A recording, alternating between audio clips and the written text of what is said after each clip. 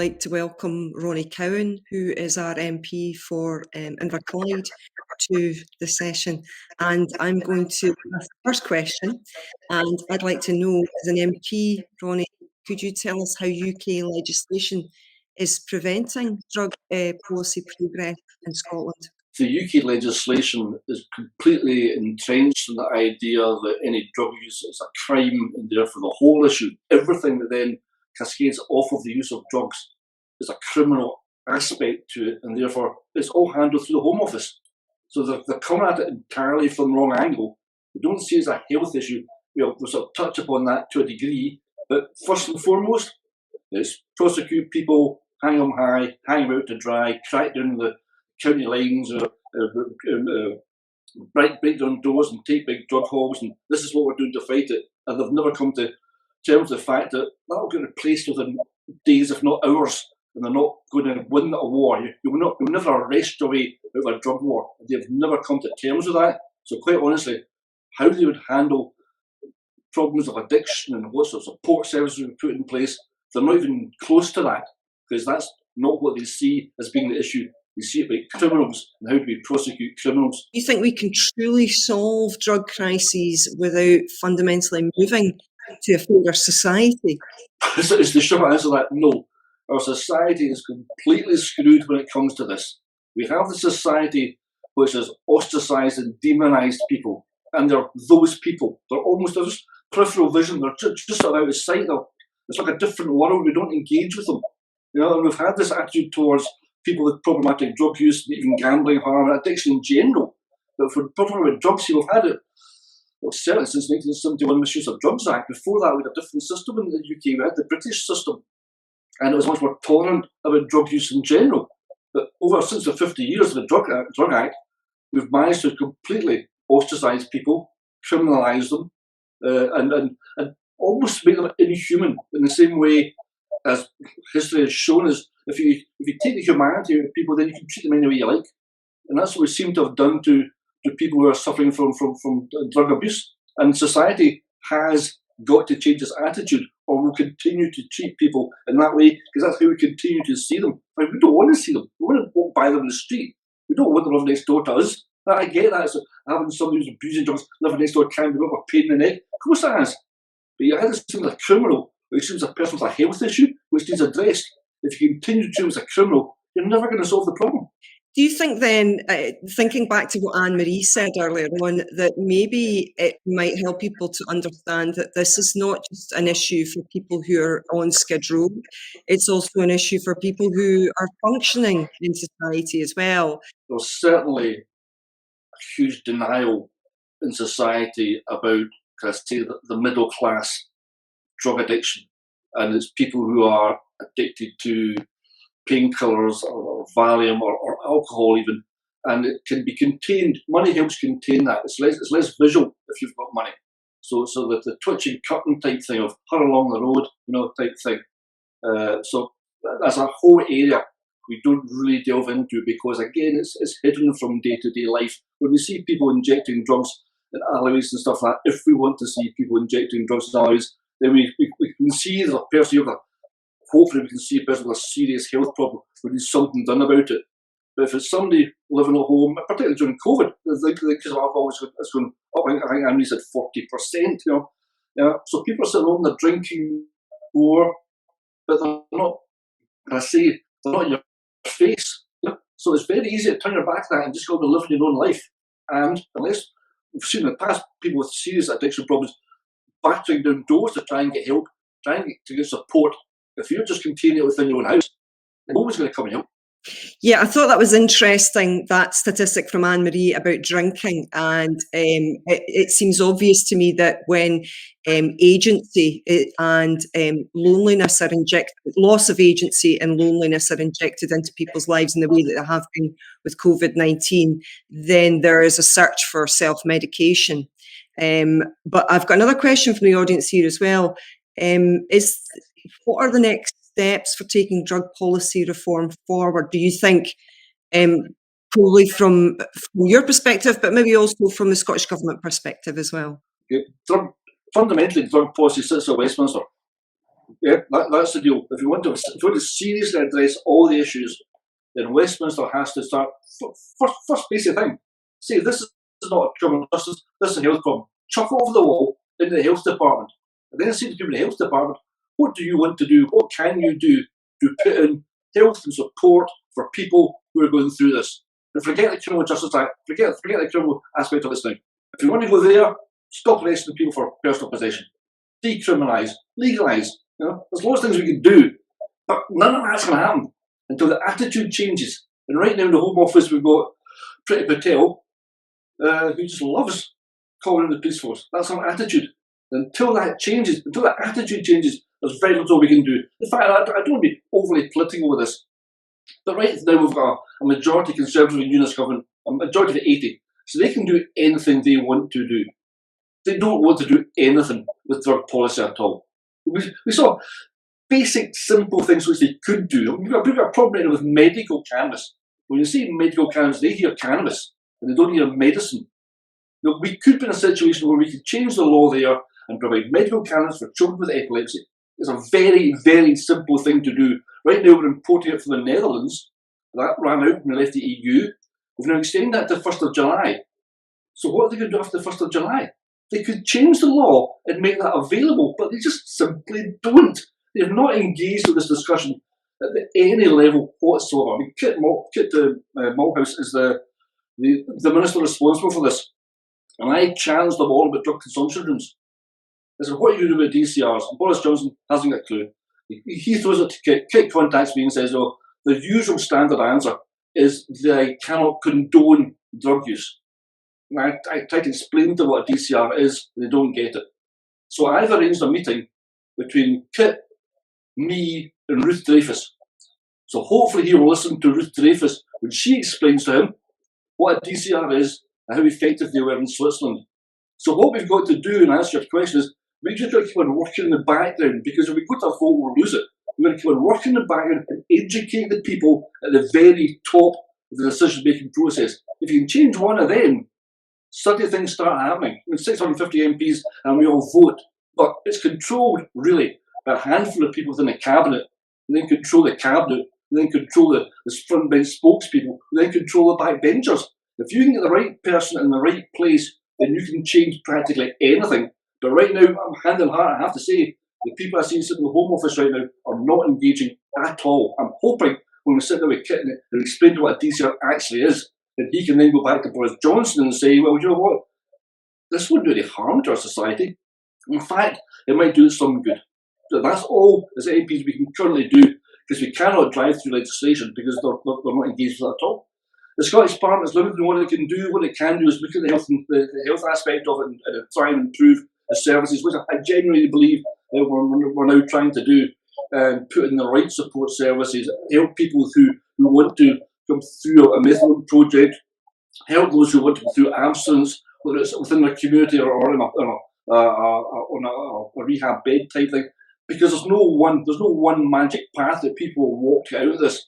So we have to have lots of different options, because it is such a complex problem in the first place. But the Scottish Government can certainly look after that, and I genuinely believe they're going to make moves towards doing that. Yeah, that's interesting. I'm just thinking that perhaps you need a proxy of someone who has had drug addiction, who's been functioning, and perhaps comes from quite a wealthy background. That might be perhaps that might help the situation. The answer is we've got plenty of those people in Parliament. Believe you me, there's plenty of people in Parliament who have used drugs. And in the House of Lords, I openly talked to 2 or 3 lords who will say, you know, I had a cocaine habit and I've come through it, and stuff like that, and they're very active in drug policy reform. You know, I'm not a big fan of the House of Lords. There's plenty of people in there who born a silver spoon in their mouth, found their way into drug addiction, and do understand it. It's just that right now they're not in the cabinet. Is there a country that you think we should aspire to in terms of drug policy? There's certainly lots of countries we can look at and say that would work for us, and we can cherry pick solutions. I mean, Switzerland have done great things. Uruguay have done great things. Portugal have done great things. You can't not say just do everything they've done and apply it to Scotland. It's a different society, different attitude. But you can have a long, hard look at what they've done in terms of decriminalising DCRs, hat units, and say, you know, that oh, that would either work exactly as it is in Scotland, or we can take that and remodel it slightly. There's lots of good examples out there as to what we could be doing. The other question I've got here, and I'd like to add to that as well, is how can we raise awareness of the harm that the current UK drugs policy is doing to Scots? I'd like to add on something to that, that something I heard about in the press that alarmed me a great deal was when Peter Cricant was taking his ambulance out, I was hearing about young medics possibly being prosecuted. So there's a couple of questions in there, Peter and Ronnie. So how do we raise awareness of the harm that the current UK drugs policy is doing to Scots first? I'm afraid it's a bit of a hackneyed answer, but it's about conversations like this. The more people who get behind it, I got tuned this afternoon by a guy. He said, I see you're doing that thing again. You're talking about drugs again, Ronnie. Oh, that's fine, but what do you do about gambling harm? Because I'm also involved in a group who are trying to reform the Gambling Act. And he said, drugs is way ahead of this in the amount of attention they get. And he's absolutely right. Gambling harm gets very little coverage. But maybe 3-4 years ago, drugs wasn't getting that attention either. You know, 3 or 4 years is a long, long time for many people in this situation. I get that. A week, a day can be a long time. But we've just got to keep on plugging away, because we have made a lot of progress. It might not look like it, but we have made a lot of progress. And more people are coming to this conversation. A lot of people I've talked to, and when they first come to me, I think, oh, this is a tough conversation. Knowing them, knowing the background, knowing who they are, trying to say we should decriminalise this or whatever, and it's not hard conversation at all. They already get it, and I'm really quite surprised. And I think the public get it far more than politicians do. Going back a few years, you'd probably say talking about drugs and drug reform was never going to be a vote winner. Politicians just didn't touch it at all. I was the first MP to bring a debate to Westminster on drug consumption rooms. Now, they weren't new. They just never thought to talk about it before. So politicians, I think, are behind the curve in this, and the public are actually stepping up and are getting more involved in it and have a better understanding of it. So really it's about the public educating the members of Parliament. And if you want to, my fellow MPs will hate me for this, but tough, you want to write to your MP and you want to ask them, don't do those standard letters, because I open up my email, like a standard, that's very interesting. Then you get 2, 3, 30, 40 things. It's a standard letter. All someone's done is sign up to a protest site. So they get a standard response. If you write a much shorter letter to me, which I'm going to read, and you say to me, what do you know about this? What have you done about it? What are you going to do about it? And challenge them on those points. And then just as up to them to take the temperature. How involved are your MPs in this issue? Because, excuse me, there's other issues you can come to me about, and I say, well, actually, it's not an issue for my constituencies. I don't know much about that. And I would refer to somebody else. But every constituency in the UK has got a drug problem. No MP should be able to walk away from this and say, well, that doesn't affect me. That's a different, that's a poorer area than yeah. Every constituency has got a drug problem with it. So every MP should, in some way, shape, or form, educated in what they have to do. Why did this become an area of interest for you, Ronnie? I was born and brought up in Greenock, 4 or 5 years ago when people said to me, does Inverclyde have a drug problem? I would joke about it, and I said, no, we don't have a problem. There's drugs for everybody. And that was it. I grew up in an environment where there was drugs for everybody. I grew up in an environment where you could see it day in, day out, and you could see the harm that it was causing. Alcohol and drugs. You can see the harm it was causing. And it was a Leap UK. I went to an event they were hosting at Westminster. And at the end of a working day, you go to these events and you sort of stick your head down the door and see if it's busy, see who's talking. And I went to this event because I knew it was with drug policy, and I had an interest. I said, because from where I come from. And there was 7 people at the top table to sit, and I thought it's like 7:30 at night, 8 o'clock, 7 speakers, going to be a long event. But I waited. Every single one of them was absolutely magnificent. They completely blew me away. And there were people from MI5, from the armed forces, police force, like the Met, and Neil Woods was there speaking from Bavel UK Leap. And I listened to what they were saying, and I walked out that room that night and thought, that is quite remarkable. It really, when I heard law enforcement saying to me, what we are doing is not working. In fact, it's adding to the harm. That was a real bolt of lightning to me. So I talked to Neil at events, and anything I can do to help, let me know. So I've had a working relationship with UK Leap ever since, and kept that going. And on the back of that, you start reading. I've got a busted book. I don't do the bookshelf thing behind me. A lot of people do in telly. My bookshelf's over there, and I've got How to Regulate Stimulants, The Transform, Chasing the Scream, Young Harry, Good Cop, Bad War. I've got Darren's Poverty Safari, Out of Darkness, Anti-Guilty, and I just read and read and read about it. And I thought, this just, you get to a point where you think, this is just the right thing to do. You know, you can't walk away from it and think, well, oh, okay, I've got a bit more knowledge, but you know what can I do? This is just the right thing to do. And it's just something which, born and bred in this area, sort of smoothed me into it. That UK Leap event was transformational in making me say, okay, you're an MP, you can do something like this. Walk away from this with dereliction of duty. This is why your elected you to do this job. There's a responsibility on me to help people carry the voices, because I'm not an expert in this. You know, I've listened to Darren there and Anne-Marie, if she's listening, is chewing my ear on many an occasion, you know, and it's great. And I've met Peter, and I've talked to Peter, and I really respect what he's doing with his van. So these guys, they absolutely get it. They understand that lived experience should be the heart of everything we do in trying to put together policies to improve the situation. So all I've really done is engage with people and give them somebody to bounce ideas off, and somebody to criticise and shout at me because I'm a politician and blame me for what they want to blame me for. But like being born and brought up here, seeing it in and around town ever since I can remember. My dad had a pub when I was growing up. My dad had a pub. It's what we termed back in the 1960s a working man's pub, which meant it was drink, drink, drink, drink, drink. There was no kind of serving food on a pool table. It was just a drinking man's pub. But I grew up in that environment and saw it all around me. And obviously, we're not as bad now. We're still pretty badly off, but huge areas of poverty and deprivation, and that's where it was centred. That's where you can see this, So yeah, I guess it was just, I wouldn't say it was in my DNA, but it was certainly part of who I was as a person.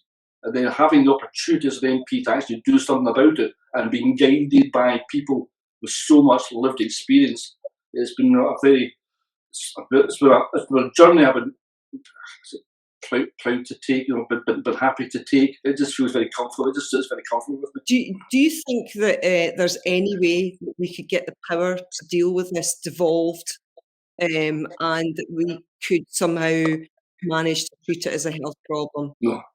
And we are going to get political here. I think you've seen the UK government has reneged on promises to devolve power, and in the last 2 or 3 weeks they've started their union campaign. They've started their unit within the Cabinet Office called the Union Unit.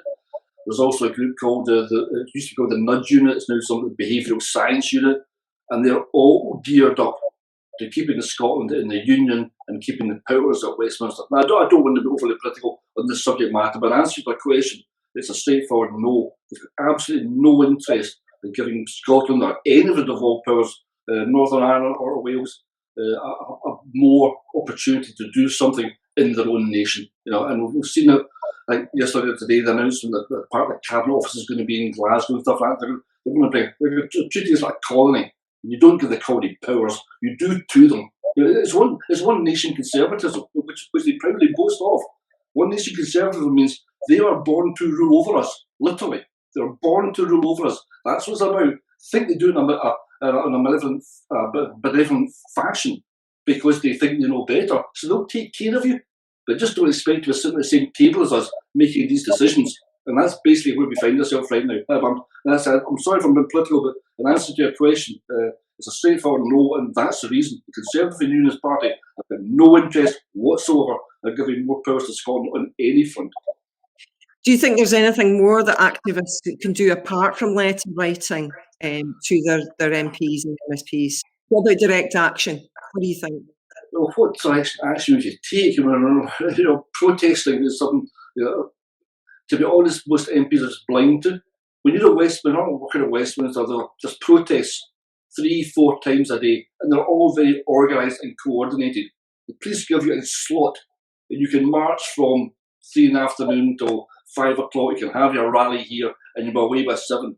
And they just they wash over you. You know, I've my offices on Parliament Street, not far from the Cenotaph, and I hear them go by my window, and I stick my head out and think, who is it today? To be honest with you. But even during COVID, we can't do that anyway. So what action do you need? You need better cover in the media. The media has to be prepared to cover stories about drug addiction without putting a picture up of a spoon and a needle and a burner, you know, and say, this is what it's about. They have to carry stories which people can read and not immediately give them that image of what we're talking about. Because it's a very complex subject, but the media have got a job here to carry. I mean, typically you'll see dramas on television, and we know who the drug addict is, you know?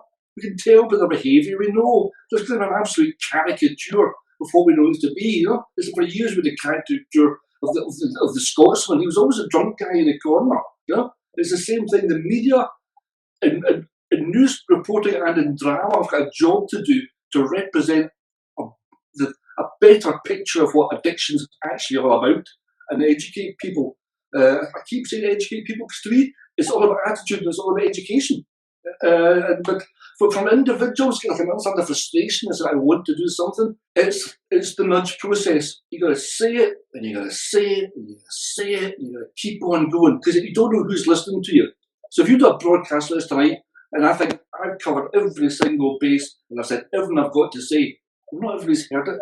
So I've got to say all this, and I'll say it, and I'll say it, and I'll say it until people are sick to death of hearing it. And if we're all doing that, you know, if you're all doing that, if you're all pulling people up, first and foremost, pull people up with their language. I was talking to people in my local branch recently. You know, language now, I apologise now. Phrases like junkie, smackhead, crackhead, don't use those phrases. If you hear somebody using that, pull them up out of it. So you can't, junkie, you can't do that. Pull people up with their language and then start a conversation. I don't mean get in their face. I mean, go them up and explain to them. This is a person with a health issue. How can you talk to them like that? And that's bringing people into it and making them realise. I think back, hands up, I think back to, you know, I'm 61 now. I think back when I was in my early 20s and stuff like that, the language I'd have used about gay people, about drug addicts, about, you know, Irish or whatever. And it was just through ignorance. It wasn't malicious. But you keep that going and it sort of seeps into society. You have to catch that early and break it down and say you cannot paint people in this way. You know, you have to be more understanding about it. So the language people use is hugely important. Getting some as much as you can into the media, because occasionally the media will wake up to it and on a few stories, but then they go into the next shiny bauble of what's around you. And in fact, I say I know a few good reporters who want to carry on with this, but basically the editors say, "Well, you've had your week talking about drug issues. Next week we're talking about something else," and it has to be with the sort of figures we've got. Over 1,200 drug deaths in 2020 figures. That should be in the news every single day. You know? Yeah. We hear it with COVID. With all due respect, we hear it with COVID. Deaths today due to COVID. How many deaths today do we have for drug addiction? Huh? Thank you for your time. It's really interesting, and thanks again for giving your time to this. Thank you. Pleasure.